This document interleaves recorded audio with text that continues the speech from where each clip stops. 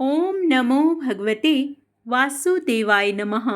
आप सभी का मेरे YouTube चैनल भक्ति सागर में पुनः स्वागत है।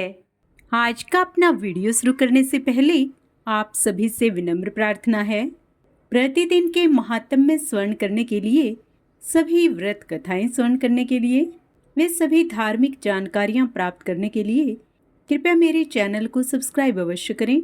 वीडियो यदि पसंद आता है तो लाइक एंड शेयर भी करें। आइए अब 6 जुलाई 2025 का पंचांग जान लें।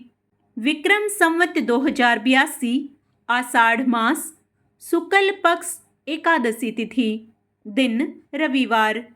एकादशी तिथि का प्रारंभ 5 जुलाई को शाम 6:58 पर होगा, जिसका समापन 6 जुलाई को रात 9:15 पर होगा।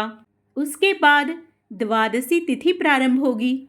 नक्षत्र विशाखा रात 10:41 तक, उसके उपरांत अनुराधा नक्षत्र प्रारंभ होगा। साध्य योग रात 9:27 तक, उसके बाद शुभ योग प्रारंभ होगा। सूर्योदय सुबह 5:50 पर तथा सूर्यास्त शाम 7:12 पर होगा। चंद्रोदय दोपहर 3:32 पर तथा चंद्रास्त 7 जुलाई को सुबह 2:25 पर होगा। आइए इस दिन के कुछ शुभ मुहूर्त जान लेते हैं। ब्रह्म मुहूर्त सुबह 4:14 से सुबह 5:02 तक रहेगा। अमृत काल दोपहर 12:50 से 2:37 तक रहेगा। अभिजीत मुहूर्त दोपहर 12:04 से 12:56 तक रहेगा। किसी भी शुभ कार्य को करने से पहले राहु काल का विचार अवश्य कर लेना चाहिए। आइए अब राहु काल का समय जान लेते हैं। राहु काल शाम 5:32 से शाम 7:12 तक रहेगा। यमगंड योग दोपहर 12:31 से 2:11 तक रहेगा। सूर्य मिथुन राशि पर रहेंगे तथा चंद्रमा शाम 4 बजे तक तुला राशि पर, उसके उपरांत वृश्चिक राशि पर संचार करेंगे। चंद्रमास अमांत आषाढ़, पूर्णिमांत भी आषाढ़ रहेगा। वैदिक ऋतु ग्रीष्म, दृक ऋतु वर्षा रहेगी। रविवार के दिन पश्चिम दिशा में दिशाशूल होता है, अर्थात इस दिन पश्चिम दिशा की यात्रा करने से बचना चाहिए। यदि आपको किसी कारणवश जाना ही पड़े तो इस दिन घी या दलिया खाकर घर से बाहर निकलें, आपकी यात्रा सुखद होगी। आज के दिन आषाढ़ी एकादशी या देवसैनी एकादशी का व्रत रखा जाएगा। आइए देवसैनी एकादशी पर किए जाने वाले कुछ विशेष उपाय जान लेते हैं। देवसैनी एकादशी पर दक्षिणावर्ती शंख से भगवान विष्णु का अभिषेक करें और विधिवत पूजा अर्चना करें। पूजा अर्चना के बाद दूध व जल पीपल पर अर्पित करें और घी का दीपक जलाएं।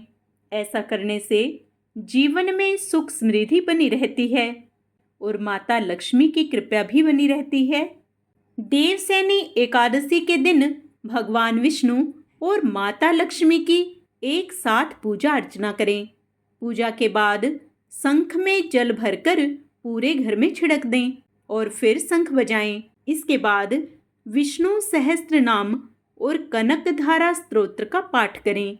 ऐसा करने से माता लक्ष्मी की कृपा बनी रहेगी और नौकरी व व्यापार में उन्नति के योग बनते हैं। देवसैनी एकादशी के दिन उपवास रखकर तुलसी, समी के पौधे की एक साथ पूजा करें और फिर अपनी सामर्थ्य अनुसार दान अवश्य करें। गरीब व जरूरतमंद को भोजन अवश्य कराएं। ऐसा करने से आरोग्य की प्राप्ति होती है और घर में धन धान्य की कभी कमी नहीं होती।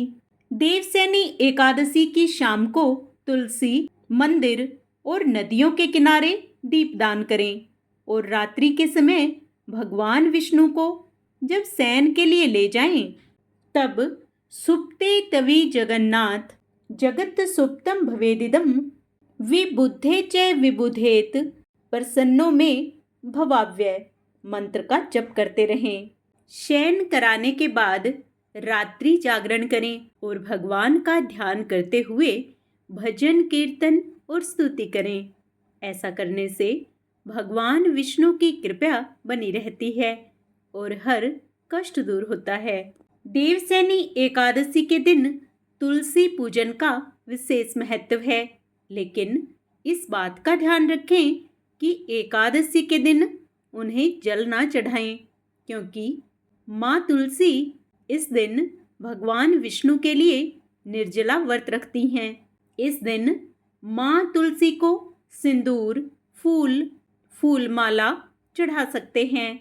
इसके साथ ही माँ तुलसी की परिक्रमा करें। देवसैनी एकादशी के दिन तुलसी के पौधे की विधिवत पूजा करने के साथ लाल रंग की चुनरी के साथ 16 श्रृंगार चढ़ाएं।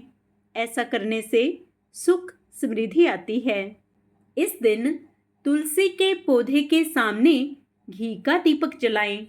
ऐसा करने से घर में हमेशा सुख शांति बनी रहती है और धन संपदा की प्राप्ति होती है। आप चाहें तो 11 घी के दिए जला सकते हैं। यदि आप आर्थिक तंगी से परेशान हो गए हैं तो ऐसी स्थिति में देवसैनी एकादशी के दिन स्नान ध्यान के बाद विधिवत भगवान विष्णु की पूजा करें। उन्हें केला और मिठाई आदि चीजों का भोग लगाएं। साथ ही सुख शांति की प्राप्ति के लिए कामना करें। ऐसा करने से आर्थिक तंगी से मुक्ति मिलती है। दाम्पत्य जीवन में खुशियां पाने के लिए देवसैनी एकादशी के दिन तुलसी के पौधे के पास देसी घी का दीपक जलाकर माँ तुलसी की आरती करें और लाल चुनरी अर्पित करें। इस उपाय को करने से वैवाहिक जीवन सदैव खुशहाल रहता है और पति पत्नी के रिश्ते मजबूत होते हैं। आप सभी का दिन मंगलमय हो। भगवान श्री हरि व माँ लक्ष्मी आप सभी पर अपनी विशेष कृपा दृष्टि बनाए रखें। कमेंट में जय श्री हरि, जय माँ लक्ष्मी अवश्य लिखें।